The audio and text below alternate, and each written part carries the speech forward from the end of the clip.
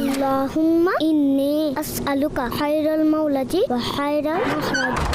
রাইকা, এটা কি করলেন আপনি? কেন? আমি দরজাই তো বন্ধ করলাম। এত জোরে? না, আসলে তাড়াহুড়োতে আমার হাত থেকে দরজা ছুটে গিয়েছিল। তাড়াহুড়ার কারণে তো দরজা খারাপ হতে পারে। তাড়াহুড়া করে কোনো জিনিস বন্ধ করা উচিত নয়, হোক তা দরজা বা জানালা অথবা অন্য কিছু। ওহো, সরি। ভবিষ্যতে আমি তা খেয়াল রাখবো।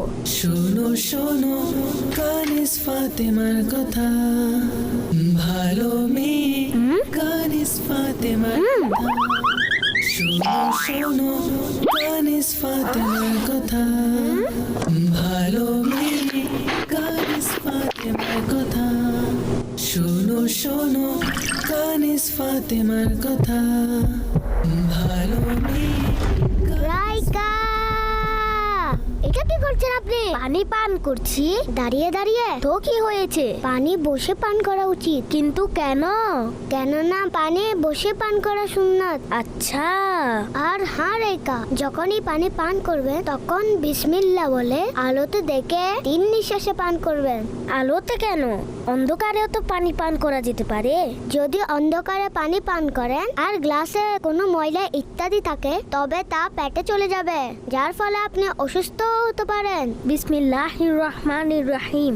আর আপনি রুমের একই অবস্থা করেছেন, না ব্যাগ নিজের জায়গায় আছে আর না জুতা, আর আপনি এখনো কাপড়ও চেঞ্জ করেননি। আসলে আমার ক্ষুধা লেগেছিল, তাই তাড়াহুড়োতে কোনো জিনিসের প্রতি খেয়ালই ছিল না। এখনই সব ঠিক করে রাখছি।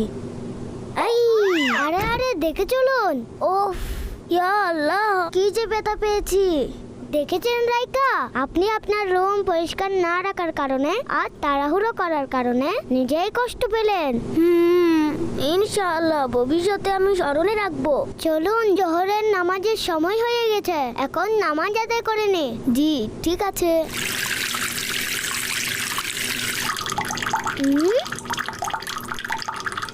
ওফ, এ রাইকাও না সবসময় তাড়াহুড়া করে।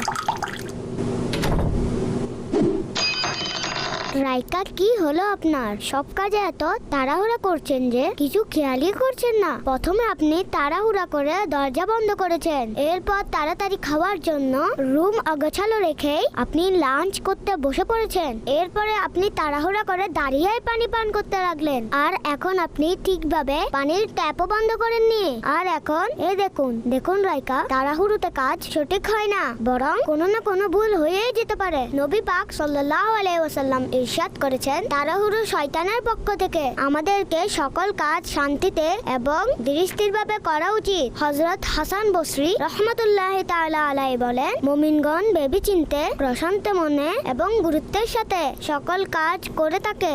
জি আপু, ভবিষ্যতে আমি আর তাড়াহুড়ো করব না ইনশাআল্লাহ। চলুন এখন নামাজ আদায় করে নি। আর হ্যাঁ, প্রশান্ত মনে এবং ধীরস্থিরভাবে পড়ুন। নবী পাক সাল্লাল্লাহু আলাইহি ওয়াসাল্লাম এর হাদিসের সারমর্ম হলো, নামাজ ধীরস্থিরতার সাথে আদায় করতে হয়। জাযাকিল্লাহু খায়রা।